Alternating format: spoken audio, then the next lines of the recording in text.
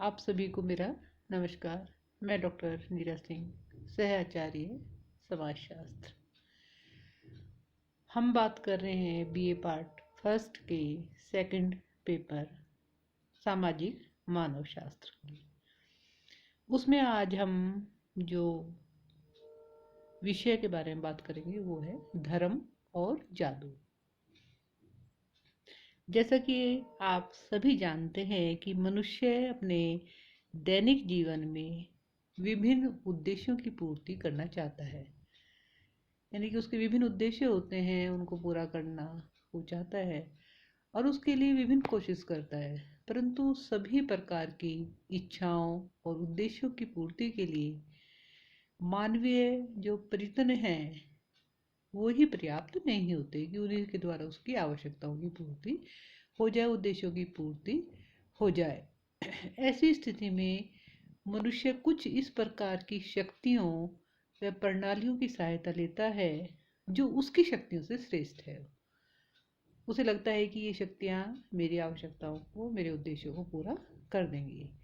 ऐसी अदृश्य और अज्ञात शक्ति को जानने की जो लालसा है वो मानव में बहुत प्राचीन समय से रही है और उसने इन अति मानवीय होती है जो मानव के बाहर होती है, शक्तियों को नियंत्रित करने और उन पर विजय पाने का प्रयत्न किया, जिससे जादू का जन्म हुआ। यानी कि जिन अति मानवीय शक्तियों पर उसका नियंत्रण हो गया, उन शक्तियों से वो अपने अनुसार कार्य कराने में समर्थ हुआ, तो उसे जादू का नाम दिया या उससे जादू का जन्म हुआ। और जब मानव अपनी असमर्थता स्वीकार कर उन पर नियंत्रण पाने की बजाय उनसे नियंत्रित होने लगा और उनके प्रति अपना समर्पण करने लगे, तो धर्म का जन्म हुआ। मानव शास्त्र में धर्म और जादू के क्षेत्र में विस्तृत अध्ययन हुआ है। आदिम धर्म और साहित्य पर बहुत कुछ लिखा गया भी है और उच्च कोटि के मानव शास्त्रियों के नाम इस क्षेत्र में अन्य क्षेत्रों की अपेक्षा काफ़ी लिए जाते हैं या उन्होंने काफ़ी अध्ययन किया है। इसमें Tylor, James Frazer, William Robertson, Smith, Durkheim, Levy Bruhl, Max Weber, विभिन्न विद्वानों के नाम प्रमुख रूप से हैं। धर्म और जादू का क्षेत्र अन्य विषयों की तुलना में जो है वो काफ़ी विस्तृत है और जटिल है। इसमें हम अगर इसकी परिभाषाओं के बारे में बात करते हैं या धर्म के पहले शब्द के बारे में अगर बात करते हैं, तो धर्म शब्द जो है वो रिलीजन क्या है, इंग्लिश का शब्द है। उसके जो रेलिगियर शब्द है उससे बना है, जिसका अर्थ होता है बांधना, मनुष्य को ईश्वर से संबंधित करना।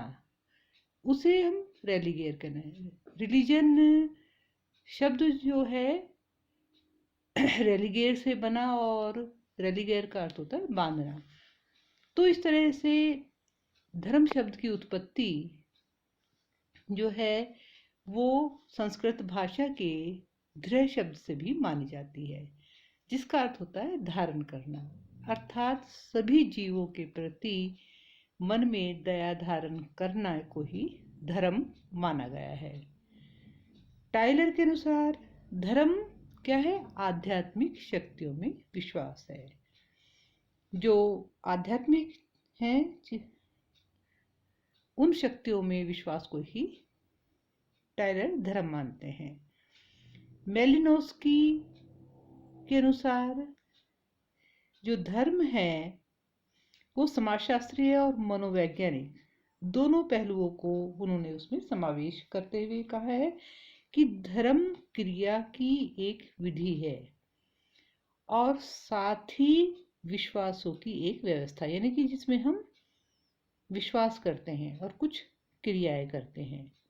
धर्म एक समाजशास्त्रीय घटना के साथ साथ एक व्यक्तिगत अनुभव भी है, यानी कि उसे एक मानसिक मनोवैज्ञानिक पहलू और समाजशास्त्रीय दोनों चीजों को वो मानते हैं। जॉनसन के अनुसार धर्म जो है कम और अधिक मात्रा में अलौकिक शक्तियों, तत्वों और आत्मा से संबंधित विश्वासों, आचरणों की एक संगठित व्यवस्था है। यानी कि हम अलौकिक शक्तियों में विश्वास करते हैं, आत्मा से संबंधित कुछ विश्वास है, उनसे संबंधित कुछ आचरण है, ये सारी चीजें धर्म को मानते हैं। जॉनसन जो है इसी को धर्म मानते हैं। दुर्खीम के अनुसार धर्म का उद्गम समाज है। यानी कि धर्म का उद्गम कहाँ से हुआ है? समाज से हुआ है। यह समाज में सुदृढ़ता स्थापित करने का एक बहुत बड़ा साधन है। यानी कि समाज के लोगों को एक साथ जोड़ने का जो काम है वो धर्म के द्वारा होता है। क्योंकि साधारणतः आप देखते हैं जो एक धर्म से संबंधित होते हैं वो एक दूसरे से जुड़ाव महसूस करते हैं। अगर हम बात करें धर्म की विशेषताओं की या उसके लक्षणों की, कि हम धर्म की क्या क्या विशेषताएं हो सकती हैं या क्या क्या लक्षण हो सकते हैं, तो सबसे पहला लक्षण, जैसा कि आप और हम सब जानते हैं, अलौकिक शक्ति में विश्वास।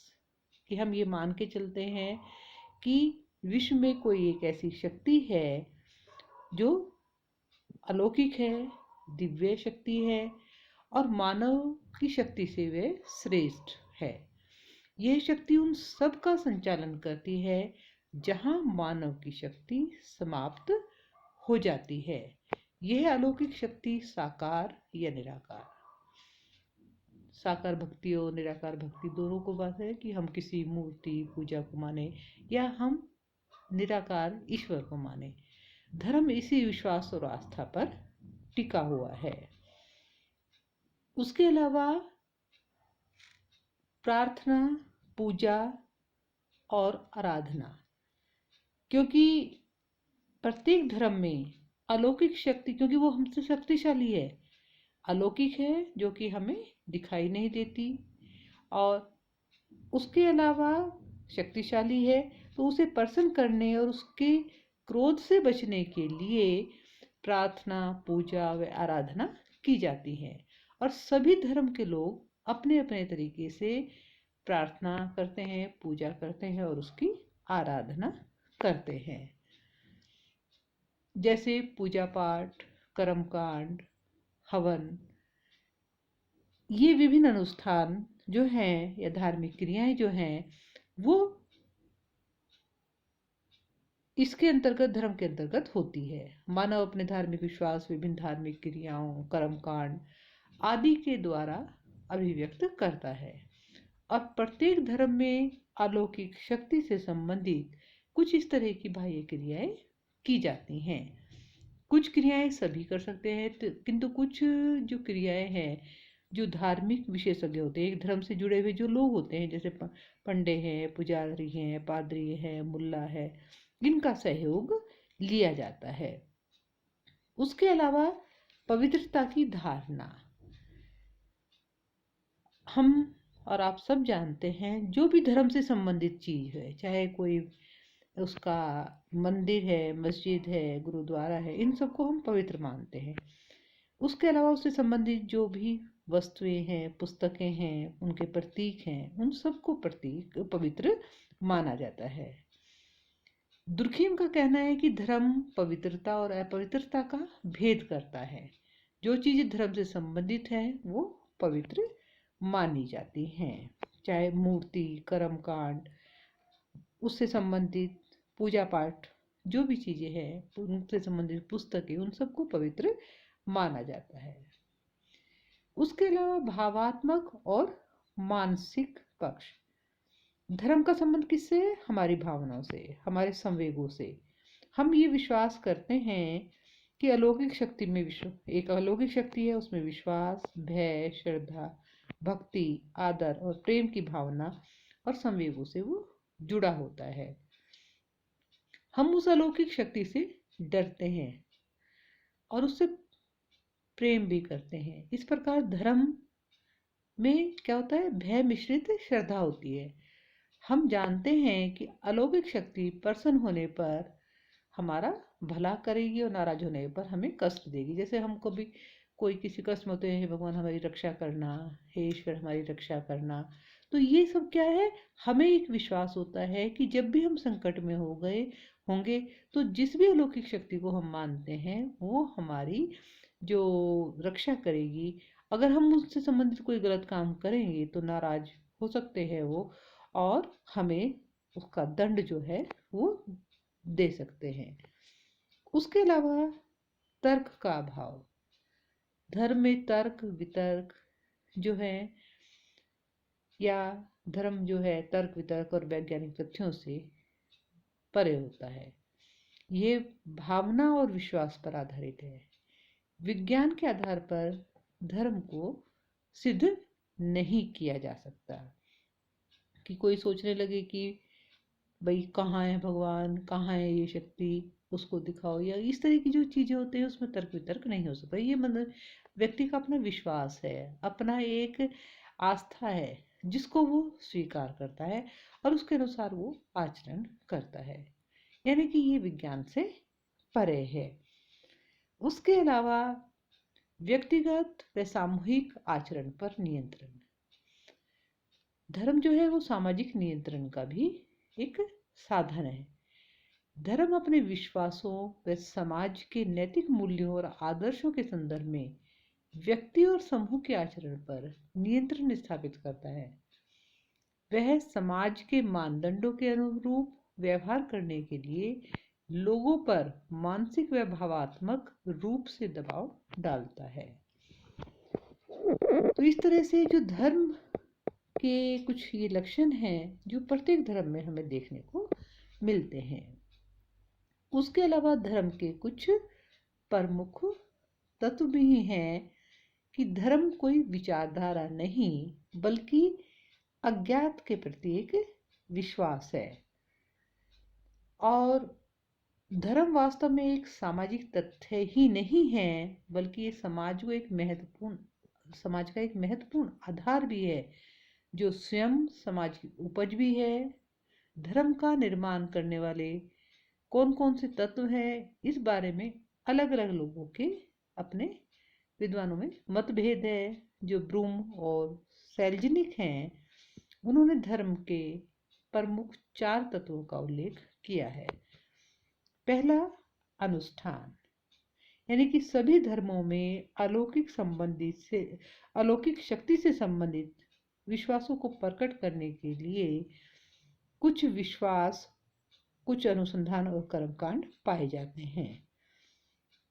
जैसे ब्रूम और सेल्जनिक कहते हैं कि धार्मिक अनुष्ठान का तात्पर्य ऐसी स्वीकृत क्रियाओं से है जो स्वयं पवित्र होती हैं। जैसे विभिन्न धार्मिक उत्सव हैं, उन उत्सवों के अवसर पर किए जाने वाले यज्ञ, हवन, पूजा धार्मिक अनुष्ठान के ही ये उदाहरण हैं। ये अनुष्ठान समूह में एकता बनाए रखने, परंपराओं को बनाए रखने का कार्य करते हैं, और अनुष्ठान के द्वारा किसी भी सामाजिक रीति को पवित्र बनाया जा सकता है। जो कुछ भी पवित्र होता है उसे अनुष्ठान का रूप दे दिया जाता है। उसके अलावा अनुभूतियां, अनुष्ठान उचित भावना को जागृत करते हैं, क्योंकि जब हम जिस माहौल में बैठते हैं हमारे अंदर उसी तरह की भावनाएं पैदा होती हैं। धार्मिक भावना से धर्म के साधनों, उसकी प्रविधियों को समर्थन प्राप्त होता है। नम्रता, आदर, भय जो है सामान्य धार्मिक भावनाएं हैं, किंतु कभी कभी धर्म जो है जब उसमें एक कट्टरता आ जाती है तो वो रोमांच या आतंक भी जो है वो प्रदर्शित करता है। उसके अलावा इसमें विश्वास धर्म का आधार है, क्योंकि जैसे कहते हैं अगर हम मानते हैं तो ईश्वर है, अगर हम नहीं मानते तो कुछ भी नहीं है। तो विश्वास धर्म का सबसे बड़ा आधार है। सभी धर्मों में अलौकिक शक्ति में विश्वास किया जाता है। अलग अलग धर्म में उस शक्ति का नाम अलग अलग है। लोगों का ये विश्वास होता है कि ये अलौकिक शक्ति ही हमें सुख दुख, सफलता विफलता प्रदान करती है और पवित्रता के निर्माण और अनेक समस्याओं को सुलझाने में विश्वासों की भूमिका महत्वपूर्ण होती है। उसके अलावा नेक्स्ट आ जाता है इसमें संगठन। प्रत्येक जो धार्मिक क्रिया को संपन्न कराने और उसको जो मानने वाले हैं उनसे धर्म का पालन कराने के लिए प्रत्येक धर्म में एक संगठन होता है। ये संगठन क्या करता है? धार्मिक विश्वास परंपराओं को बनाए रखने, धार्मिक अनुष्ठानों और सिद्धांतों में विशेषज्ञों को भर्ती करने, उन्हें शिक्षा प्रशिक्षण प्रदान करने और समाज के अन्य समूहों के साथ धार्मिक समूहों के संबंध को स्पष्ट करने का कार्य करता है। विशेष अवसरों पर अनुयायियों को भी एकत्रित करता है। इसके अलावा प्रतीक और पौराणिक गाथाएं, यानी कि प्रत्येक धर्म से संबंधित कुछ प्रतीक होते हैं धर्म को प्रकट करने के लिए, कुछ उससे संबंधित पौराणिक गाथाएं होती हैं। जैसे मूर्ति, मंदिर, मस्जिद, झंडे, विशेष प्रकार की पोशाक आदि क्या है? धार्मिक प्रतीक हैं। इसी प्रकार प्रत्येक धर्म में कुछ कहानियां और कथाएं होती हैं, चाहे वो कोई भी धर्म क्यों ना हो, जिनमें ईश्वरीय चमत्कारों एवं जो धार्मिक पुरुषों का गुणगान किया जाता है। धर्म में व्यक्ति की आस्था और विश्वास को दृढ़ किया जाता है कि उस व्यक्ति ने ऐसा काम किया था और उससे उसे ये सफलता प्राप्त की और उसने नहीं किया तो उसे ये दुख प्राप्त हुआ। इस तरह की चीजें हमें प्रत्येक धर्म के अंदर देखने को मिलती हैं। इसके अतिरिक्त निषेध। प्रत्येक धर्म में व्यक्ति को आचरण से संबंधित कुछ नियम बताए जाते हैं कि उसे क्या व्यवहार करना है, कैसे करना है। कुछ व्यवहारों को करने के निर्देश दिए जाते हैं तो कुछ व्यवहारों को नहीं करने के भी निर्देश दिए जाते हैं। जैसे व्यक्ति को झूठ नहीं बोलना चाहिए, चोरी नहीं करनी चाहिए, हिंसा नहीं करनी चाहिए, तो अनैतिक काम नहीं करने चाहिए, छल कपट नहीं करना चाहिए। निषेधों का उद्देश्य धार्मिक पवित्रता बनाए रखना है। यानी कि जो इस तरह के निषेध हैं वो सामाजिक व्यवस्था को भी बनाए रखने का काम करते हैं, सामाजिक नियंत्रण को भी बनाए रखने का काम करते हैं, जो इसकी विशेषता में मैंने आपको बताया था। उसके अलावा लास्ट इसमें जो इसका तत्व है वो है धार्मिक संस्तरण। प्रत्येक धर्म में एक संस्तरण का मतलब होता है उच्चता और निम्नता का अंतर। संस्तरण व्यवस्था पाई जाती है जिसमें धार्मिक विशेषज्ञ, पंडित, पुजारी, पादरी, मौलवी का स्थान जो है वो जो सामान्य अनुयायी होते हैं उनकी अपेक्षा ऊंचा होता है और उन्हें कुछ विशेष सुविधाएं और विशेषाधिकार भी प्राप्त होते हैं। सामान्यतः आप देख सकते हैं उसमें आयु या जो है उसका कोई स्थान नहीं होता। आप किसी भी धर्म से संबंधित जुड़े हुए ऐसे व्यक्ति से मिलते हैं तो खुद ही आप उसके सामने नतमस्तक होते हैं या वो जैसे बताता है आप उस तरह से काम करते हैं। तो सामान्य व्यक्ति की तुलना में जो धर्म से जुड़े हुए ये लोग होते हैं उनका स्थान सामान्यतः एक उसमें उच्चता और निम्नता का अंतर हमें देखने को मिलता है। ये तो धर्म से संबंधित इसके कुछ आवश्यक तत्व थे। इसके बाद बात करेंगे हम धर्म की उत्पत्ति के जो सिद्धांत है कि धर्म कैसे उत्पन्न हुआ है। ये बात नेक्स्ट क्लास में करेंगे। धन्यवाद।